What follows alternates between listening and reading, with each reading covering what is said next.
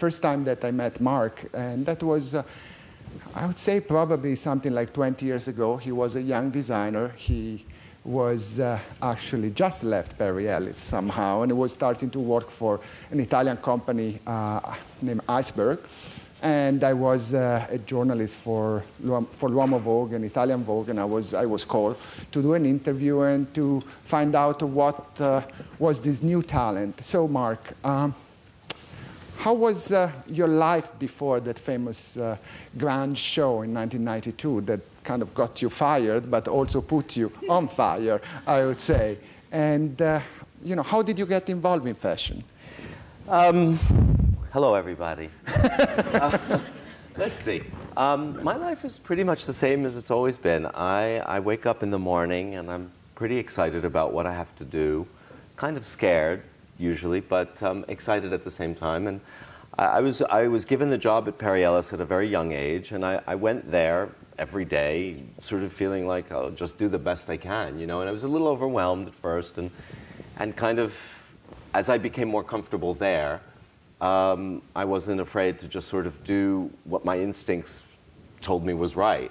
And it sort of culminated in that final collection, which was grunge, which really, I mean, even the collection before that, I was just doing, I had stopped trying to please or doing what I thought other people wanted from me. Because in the beginning I was second guessing and thinking, oh, is this what the people at Perry Ellis want? Is this what the licensees want? Is this? And then finally I just threw my hands up in the air and I said, you know, I was given this job based on what people thought of me, and I have to trust my own instincts and do what I do. And once I did that, I was responding to what I felt was changing at that time, which was photography, the look of models. There was this kind of anti-glamour kind of movement, and something that felt very fresh and very new to me.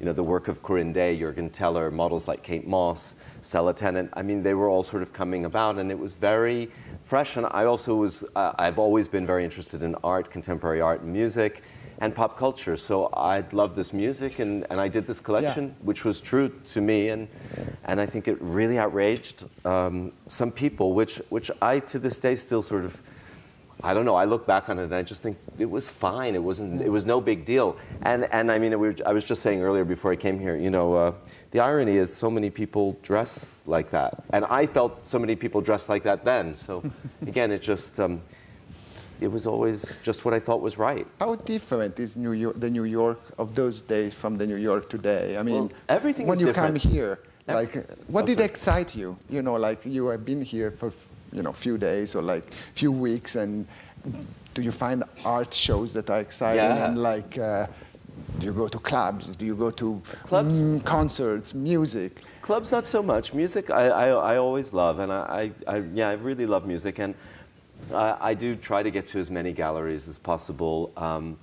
Yeah, I mean, immediately the day I arrived, in fact, Lorenzo and I went to all these galleries and we saw some shows, and I'm very stimulated. Like I said, there's nothing that stimulates me more than something visual. In fact, my introduction to music, I wrote a essay once for this punk rock book, and I kind of had to, I'm not a writer at all, and I had to feel like, how could I write about this that I don't know anything about? And I realized that, again, my introduction to things is always coming from a visual place first. I was so enchanted by the look of what punk looked like that I went to hear the music, or, you know, and that's how I learned about the Rolling Stones. I mean, Mick and Keith were so incredible looking that I had to listen to what they had to say.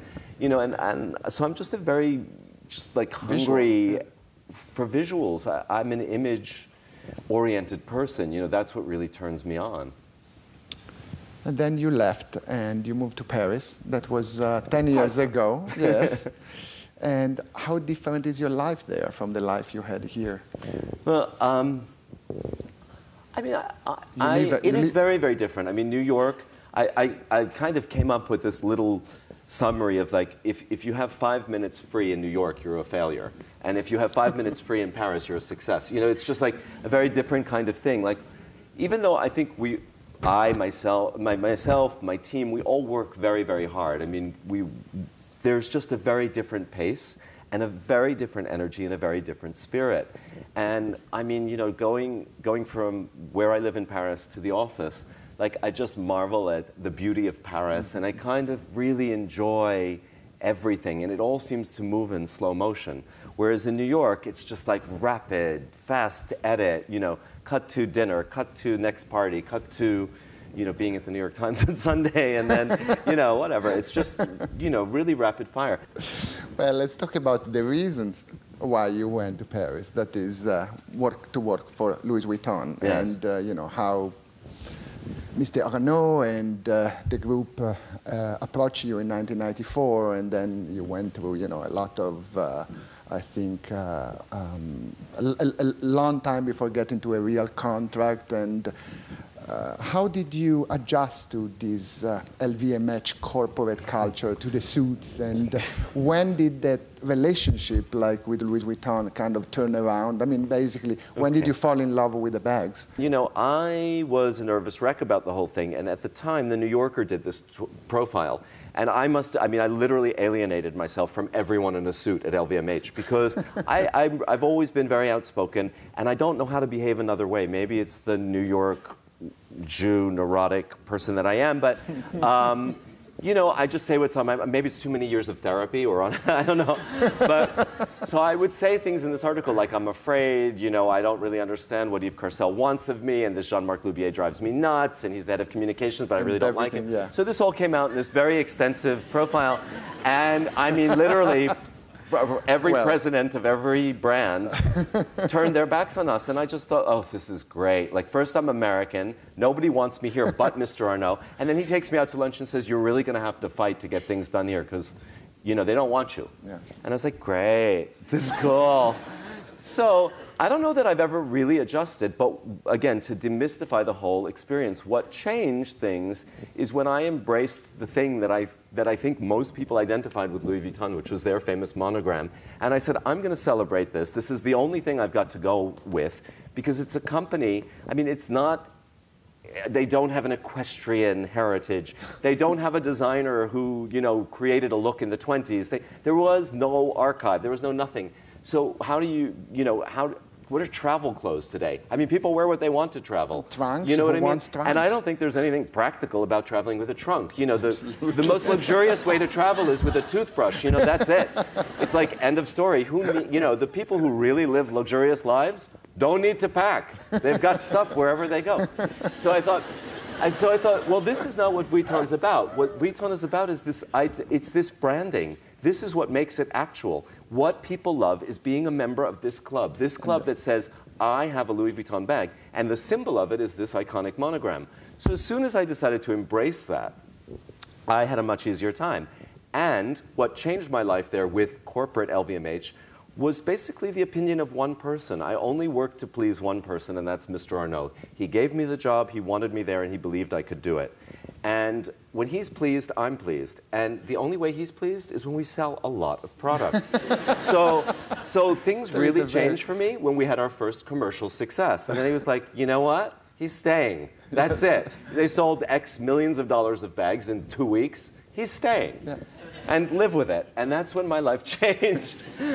What is your creative process? How do you start a collection, and how does it develop? I've seen, you know, documentaries. We are a little familiar with, like, this kind of start with an idea and then you move into something else, and, you know. Yeah, I'm not a linear thinker, and my attention span's pretty short.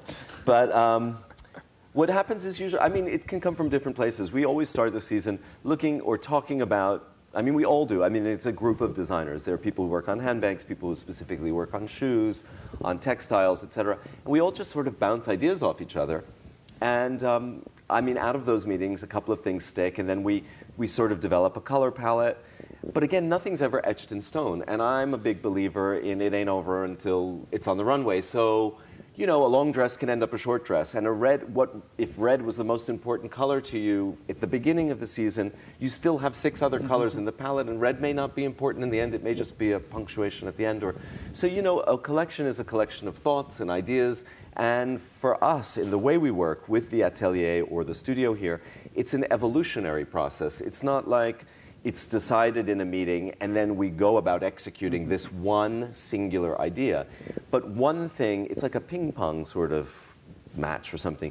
An idea goes that way, then it comes back that way, and then one thing sort of spurns you know, or spurs another thought, and that's the way it goes. And sometimes, you know, me being here in New York and then arriving in Paris, I see something and I'm like, I love it. I love those rabbit ears. Let's do more of that, you know, or something silly, you know. You have some kind of childlike attitude, some kind of freshness. I mean, you know, it's like you have this sense of wonder, as you said before, you know, that you bring always to the job, to the product, actually. I love doing it. I mean, again, with all the difficulties and the obstacles one has to deal with, it's still what I want to do. It's a joy, and it's not necessary. This is all a luxury. I mean, fashion isn't what people need. It's a joy. It's part of the art of living.